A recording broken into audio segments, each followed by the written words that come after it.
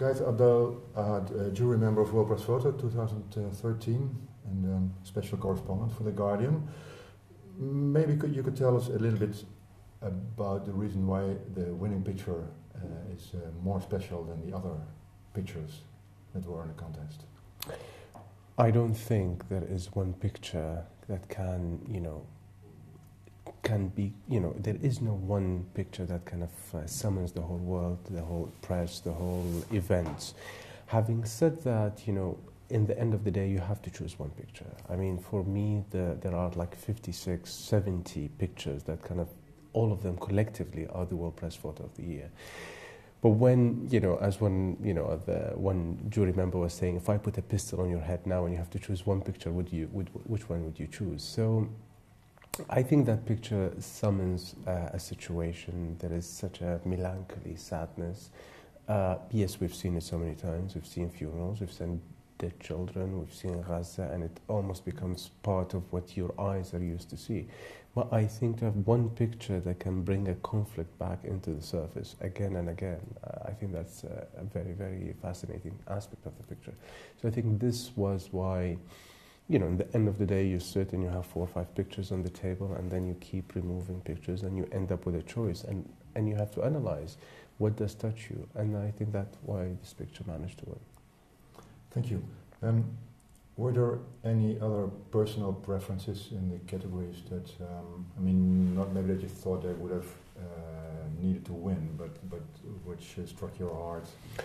Yes, I saw some work that fascinated me, kind of some work from about the prostitution industry, the sex industry in Italy, for example. That story kind of really struck me because it was so, in a way, kind of graphically, it was very simple.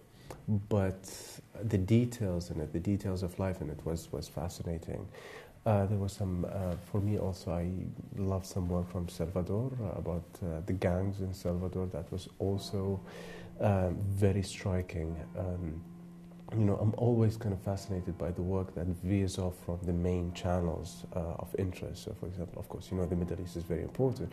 But when you see a very strong work coming out of Africa from topics that are not really in the news, and they manage to grab you and grab your attention, I think this is an amazing aspect. There was some story from Vietnam, for example, about gays and lesbians in Vietnam. That was very informative. I didn't know that Vietnam was going to be the first country that would legalize sex marriage in Asia, but also the tenderness, the lovingness, when like the photographer almost had, managed to melt and just to capture the daily life, the real life of the people. That was a fascinating thing for me.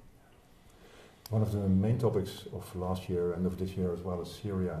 You have been working there for The Guardian, probably also for Getty Images. As a photographer and journalist, you have probably a special position when you are looking at a subject you have been so close to. Does it make you? Do you think you had a different look on the subject of Syria than the other members of the jury had? I don't think so, because in the end of the day, you kind of look at the pictures as pictures. Some of these pictures were taken in places that I was, very close to. I recognize faces in the pictures, faces of fighters that I've also worked with and show. I recognize faces that no longer exist anymore because they've been killed since these pictures were taken. They were like frames where I, been in that frame before or after. So it's a very close. It's almost like looking at my, my previous 3 months. But then when you look at these pictures, you disassociate yourself. You look at these pictures like other jury members are looking at these pictures, which is the 3 qualities. I think the impact, the visual impact, the journalistic impact, and then the emotional impact, of course. But it was a very interesting. Sometimes I look at the pictures and I can hear the sounds, I smell that come with these pictures. It was very, very strong work coming out of Syria.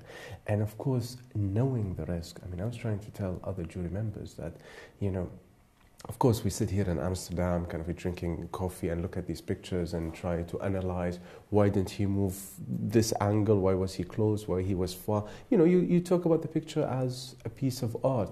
And I try to, and I know at the same time that every time they crossed the street, there were sniper bullets hitting the road around those photographers. That every time you slept at night, you didn't know if the shell would hit the house where you're sleeping. So the risk is huge, is unquantifiable. Yet at the same time, the poor photographer, when his work is submitted, in the end of the day, it's not judged based on the risk they take. It's not judged based on the suffering, the hunger, the fear. It's judged based on its qualities. And that is why it's a very unique competition, because, I don't know those people. I haven't, I know the situation, I don't know the people, but then when you judge their work, you're a bit cruel, Yeah. Do you have a different eye than other jury members because you were born and raised in Iraq? And you have experienced what happened there the last few I decades? think probably I can, decipher the details. But what other jury members bring would be the fresh eyes. So, for example, I know the walls, I know the streets. It's kind of almost in the back of my head. And maybe I don't see it as fresh as other jury members. And I think that's why it's fascinating to have, a whole variety of people. And this is what was fascinating, to be able to work with an art curator, to work with a magazine editor, another fellow photographer who you compete with in daily life, but then when you're a jury member, you become colleagues. The combination was very interesting. Okay, thank you very much. Thank you.